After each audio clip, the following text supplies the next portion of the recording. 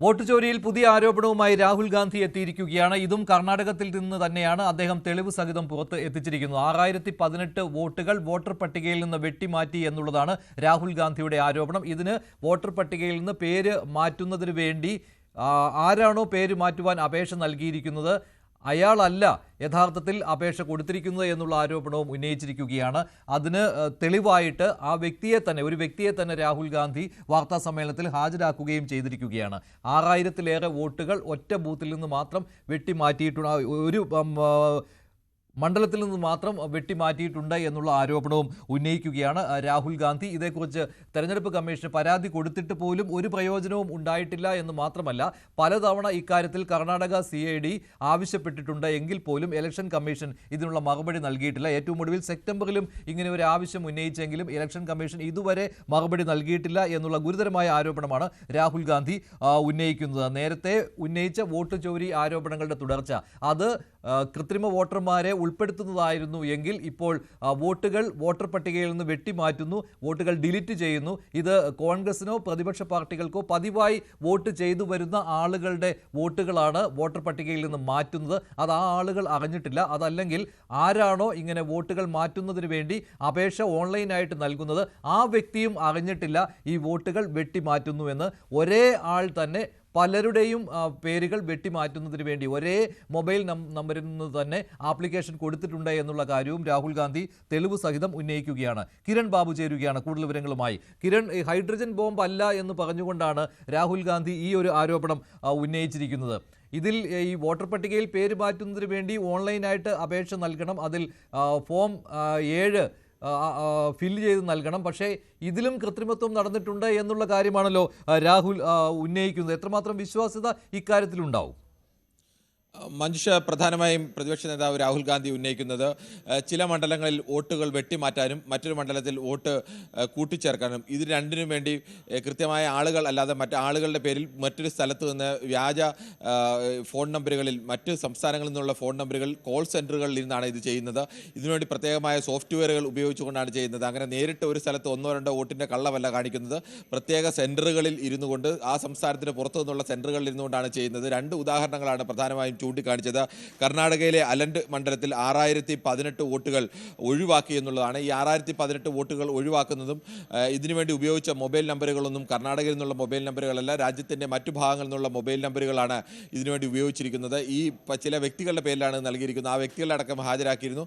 അവരൊന്നും ഇങ്ങനെയൊരു സംഭവം അറിഞ്ഞിട്ടേ ഇല്ല. അവരുടെ പേരിൽ മറ്റ് സ്ഥലങ്ങളിൽ നിന്ന് കോൾ സെൻറ്ററുകൾ ഇരുന്ന് നിയന്ത്രിച്ചുകൊണ്ടാണ് ഇങ്ങനെ വോട്ടർ പട്ടികയിൽ നിന്ന് ആളുകളുടെ പേര് ഒഴിവാക്കുന്നത്. മഹാരാഷ്ട്രയിലെ രജൌര മണ്ഡലത്തിൽ സമാനമായ രീതിയിലേക്ക് 6880 വോട്ടുകൾ ചേർത്തിരിക്കുന്നു. ഇങ്ങനെ വോട്ടുകൾ ചേർത്തിരിക്കുന്നതും മറ്റ് സംസ്ഥാനങ്ങളിൽ നിന്നുകൊണ്ട് മൊബൈൽ നമ്പറുകൾ ഉപയോഗിച്ചുകൊണ്ടാണ് ഇങ്ങനെ വോട്ടുകൾ ചേർക്കുന്നത്.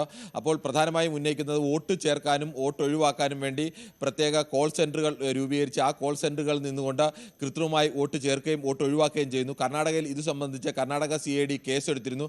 കഴിഞ്ഞ 2 വർഷത്തിനിടയിൽ ഈ കർണാടക CID 18 തവണയാണ് ഇലക്ഷൻ കമ്മീഷന് ഇതിൻ്റെ തെളിവുകൾ ആവശ്യപ്പെട്ടുകൊണ്ട് കത്ത് നൽകിയത്. ഈ 18 തവണ കത്ത് നൽകിയിട്ടും തെളിവുകൾ നൽകാൻ തയ്യാറാവുന്നില്ല. ഇത് ഏത് IP നമ്പറിൽ നിന്നാണ് ഇങ്ങനെ ഒരു ആളിനെ ചേർത്തിരിക്കുന്നത്, ആ IP നമ്പർ ഏത് സ്ഥലത്തു നിന്നാണ് ഇത് വന്നിരിക്കുന്നത്, ഇത്തരം കാര്യങ്ങൾ അറിഞ്ഞാൽ അനായാസം തന്നെ ഇതിൻ്റെ കള്ളത്തരം കണ്ടെത്താൻ കഴിയും. കർണാടക ഏതെല്ലാം ഫോൺ നമ്പറുകളിൽ നിന്നാണ് ഇങ്ങനെ ചെയ്യുന്നത് എന്നത് സംബന്ധിച്ചുള്ള വിവരങ്ങളും കോൺഗ്രസ് ലഭ്യമായിട്ടുണ്ട്. ആ നമ്പറുകളുടെ അവസാനത്തെ അക്കറുകൾ മായ്ച്ചുകൊണ്ടുള്ള നമ്പറുകളും അവിടെ പ്രദർശിപ്പിക്കുന്നുണ്ട്. ഇതിൻ്റെ വിവരങ്ങൾ നൽകിക്കഴിഞ്ഞാൽ അനായാസം ഇത് കണ്ടെത്താൻ കഴിയും എന്നാണ് പറയുന്നത്. പക്ഷേ അതിന് തയ്യാറാവുന്നില്ല. പകരം ഈ വോട്ട് ചോരിയിൽ കൂട്ടുനിൽക്കുകയാണ് chief election commissioner Gyanesh Kumar എന്ന ഗുരുതരമായ ആരോപണം കൂടിയാണ് ഉന്നയിക്കുന്നത്. ഇന്ത്യൻ ജനാധിപത്യ വ്യവസ്ഥയാണ് അട്ടിമറിച്ചുകൊണ്ടിരിക്കുന്നത്. ഇതിനെതിരായുള്ള പോരാട്ടമാണ് താൻ നടത്തുന്നതെന്നും രാഹുൽ ഗാന്ധി പറഞ്ഞു. കിരൺ, ഇതിലൊരു പ്രധാനപ്പെട്ട കാര്യം, ഇങ്ങനെ വോട്ട് ചേർക്കുവാനോ അല്ലെങ്കിൽ വോട്ട് ഡിലീറ്റ് ചെയ്യുവാനോ, വോട്ടർ പട്ടികയിൽ നിന്ന് ആരുടെയെങ്കിലും പേര് വെട്ടിമാറ്റേണ്ടതുണ്ടെങ്കിൽ, പേര് ഒഴിവാക്കുക ചെയ്യണമെങ്കിൽ അതിന് മൊബൈൽ നമ്പറുകൾ നിർബന്ധമാണ്. അത് അവരവരുടെ പേരുകൾ ഒഴിവാക്കാൻ അയാൾ തന്നെ ഇങ്ങനെ ഒരു ആപ്ലിക്കേഷൻ കൊടുക്കണമെന്നില്ല. മറ്റൊരാൾക്ക് അങ്ങനെ ആപ്ലിക്കേഷൻ കൊടുക്കാൻ പറ്റും, ഓൺലൈനായിട്ട് അപേക്ഷിക്കാൻ പറ്റും.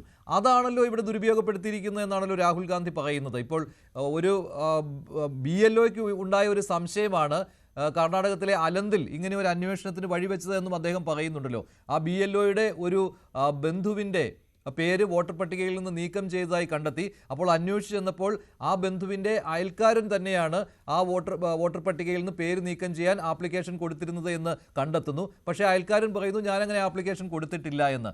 അപ്പോൾ ഈ ഒരു ഫോം 7 ഫില്ല് ചെയ്ത് കൊടുക്കുന്നതിലെ അത് ദുരുപയോഗപ്പെടുത്തുന്നു എന്നുള്ളതാണല്ലോ. അപ്പോൾ മൊബൈൽ നമ്പറുകൾ വ്യാജമായി കൊടുക്കുന്നു. അതുപോലെ തന്നെ ഒരു വ്യക്തിക്ക് ഇത് ചെയ്യാൻ പറ്റുകയില്ല. അതുകൊണ്ട് സെൻട്രലൈസ്ഡ് ആയിട്ട് കേന്ദ്രീകൃതമായ ഒരു സംവിധാനം എന്ന് പറയുമ്പോൾ അത് തെരഞ്ഞെടുപ്പ് കമ്മീഷനിലേക്ക് മാത്രം വിരൽ ചൂണ്ടുന്ന ഒന്നായി മാറിയിരിക്കുകയാണല്ലോ. അതുതന്നെയാണ് ഏറ്റവും പ്രധാനം. ഏതെങ്കിലും ഒരു സ്ഥലത്ത് 1-2 വ്യക്തികളെ സ്വാധീനിച്ചോ അല്ലെങ്കിൽ അവരെ പറ്റിച്ചോ അല്ലെങ്കിൽ ആ തരത്തിലേക്ക് 1-2 വോട്ടുകൾ കൂട്ടിച്ചേർക്കുകയോ വെട്ടിമാറ്റുകയോ ചെയ്യുന്നത് പോലെയല്ല. പ്രത്യേകിച്ച് ഒരു കോൾ സെൻറ്ററിൽ ഇരുന്നു കൊണ്ട് അവിടെ ഇരുന്ന് രാഹുൽ ഗാന്ധി 2 നമ്പറുകൾ ആപ്ലിക്കേഷൻ കൊടുക്കുന്ന സമയം തന്നെ കാണിച്ചു. 42 സെക്കൻഡുകൾക്കിടയിലാണ് 2 ആപ്ലിക്കേഷനുകൾ വന്നിരിക്കുന്നത്.